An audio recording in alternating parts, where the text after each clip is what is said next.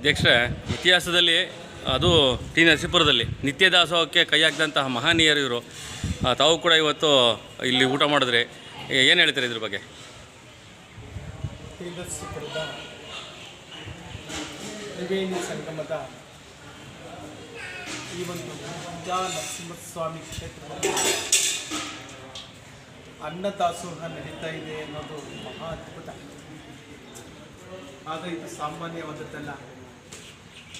ನಮ್ಮ ಪುಟ್ಟಸ್ವಾಮಿಯವರು, ಅವರ ಸ್ನೇಹಿತರು ವಾಸುದೇವ್ ಅವರು,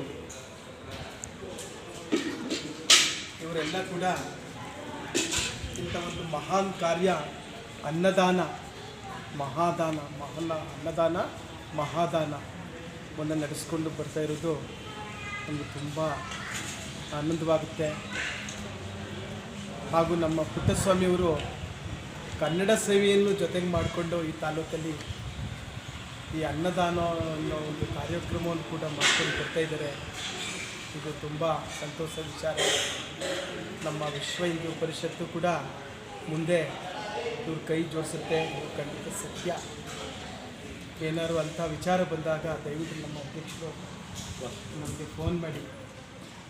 ನಾವು ಬನ್ನೂರು ನಾಗರಾಜ್ ಅಂತ ದೇವಸ್ಥಾನದಲ್ಲಿ ಜ್ಯೋತಿಷ್ಯರು, ಅರ್ಚಕರು, ರಾಮೇಶ್ವರ ದೇವಾಲಯ ಬನ್ನೂರು ಸಂಸ್ಥಾನ ಇರ್ತಕ್ಕಂಥ ದೇವಸ್ಥಾನದಲ್ಲಿ ಅರ್ಚಕರಾಗಿ ಹಾಗೂ ರಾಜ್ಯ ಅರ್ಚಕರ ಸಂಘದ ಅಧ್ಯಕ್ಷರಾಗಿ, ಈ ತಾಲೂಕಿನ ವಿಶ್ವ ಹಿಂದೂ ಪರಿಷತ್ ಅಧ್ಯಕ್ಷರಾಗಿ ಎರಡೂ ಕಡೆ ಸೇವೆಯನ್ನು ಮಾಡ್ತಾ ಇದ್ದೇನೆ. ಇದು ಒಂದು ಸೇವೆಗೆ ನನಗೆ ಕೊಡಿ, ಖಂಡಿತ ನನಗೆ ಬನ್ನಿ, ನಮ್ಮ ಜೊತೆ ನೀವು ಮಾಡಿ. ಅಧ್ಯಕ್ಷರು ಮತ್ತು ಅವರ ಸಹಪಾಠಿಗಳು ನಮ್ಮ ಅನ್ನದಾಸೋಹಕ್ಕೆ ಸಹಕಾರ ಕೊಡ್ತೀವಿ ಅಂತ ಹೇಳಿರೋದು ತುಂಬಾ ಸಂತೋಷದ ವಿಷಯ. ಮತ್ತು ಪ್ರತಿ ದಿವಸ ಇಲ್ಲಿ ಅನ್ನದಾಸೋಹ ನಡೀತಾ ಇದೆ. ಇದರಲ್ಲಿ ಎಲ್ಲರೂ ಭಾಗವಹಿಸಿ ನಮ್ಮ ಕೈಲಾದಂಥ ಸೇವೆ ಮಾಡಬೇಕು ಅಂತೇಳಿ ನಾನು ಈ ಸಂದರ್ಭದಲ್ಲಿ ಕೇಳಿದೆ. ಈಗ ತಾನೇ ವಿಶ್ವ ಹಿಂದೂ ಪರಿಷತ್ನ ತಾಲೂಕಾಧ್ಯಕ್ಷ ನಾಗರಾಜರವರು ಹಾಗೂ ದಾಸೋಹ ಭವನದ ಮುಖ್ಯಸ್ಥರಾದ ಕೆ ವಾಸುದೇವರವರು ಈಗಾಗಲೇ ಪರಸ್ಪರ ಮಾತನಾಡಿದ್ದಾರೆ. ಇದು ಅನ್ನದಾಸೋಹ ಅನ್ನೋದು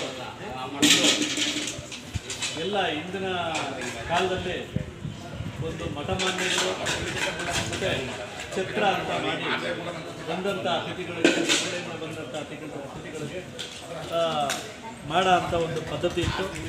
ನಂತರ ಅದು ದೇವಸ್ಥಾನಗಳಲ್ಲಿ ಪರಿವರ್ತನೆಯಾಗಿ ದೇವಸ್ಥಾನಗಳಲ್ಲಿ ಮಾಡ್ತಾ ಬಂದರು.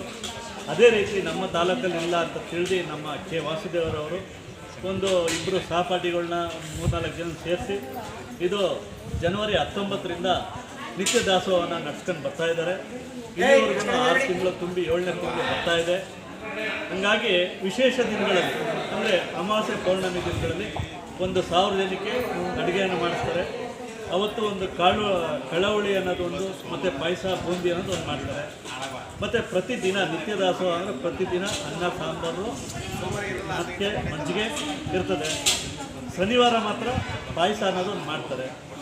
ಈ ಇಷ್ಟು ಮಾಡಿ ಇಲ್ಲಿವರೆಗೂ ನಿರಂತರವಾಗಿ ಒಂದು ದಿವಸ ನಿಲ್ಲಿಸದೆ ಸತತವಾಗಿ ನಿತ್ಯ ದಾಸೋಹ ಅನ್ನೋ ಹೆಸರಿಗೆ ನಿತ್ಯ ಅನ್ನೋದು ದಿನ ಅನ್ನೋದು ಒಂದು ಪರಂಪರೆಯಾಗಿರೋದ್ರಿಂದ ಅದನ್ನು ಒಂದು ದಿವಸನೂ ಬಿಡದೆ ನಡ್ಕೊಂಡು ಹೋಗ್ತಾ ಇದೆ ಅಂತ ಹೇಳಿದ್ರೆ ನಾನು 2 ಮಾತುಗಳನ್ನು. ತಮ್ಮ ಪರಿಚಯ? ನಾನು ಕನ್ನಡ ಸಾಹಿತ್ಯ ಪರಿಷತ್ತಿನ ಈ ತಾಲೂಕಿನ ಅಧ್ಯಕ್ಷರು, ಕನ್ನಡ ಪುಸ್ತಕಾಲಯ ತಾಲೂಕು ಅಧ್ಯಕ್ಷ ಆಗಿದ್ದು ಇಲ್ಲಿ ನಮ್ಮ ವಾಸುದೇವರ ಜೊತೆ ದಾಸೋಹ ಭವನದಲ್ಲಿ ಜೊತೆಗೆ ಸೇರಿಕೊಂಡು ಇಲ್ಲಿ ಕೆಲಸವನ್ನು ಮಾಡ್ತಾಯಿದ್ದೀವಿ. ನಮಸ್ಕಾರ. ಧನ್ಯವಾದ.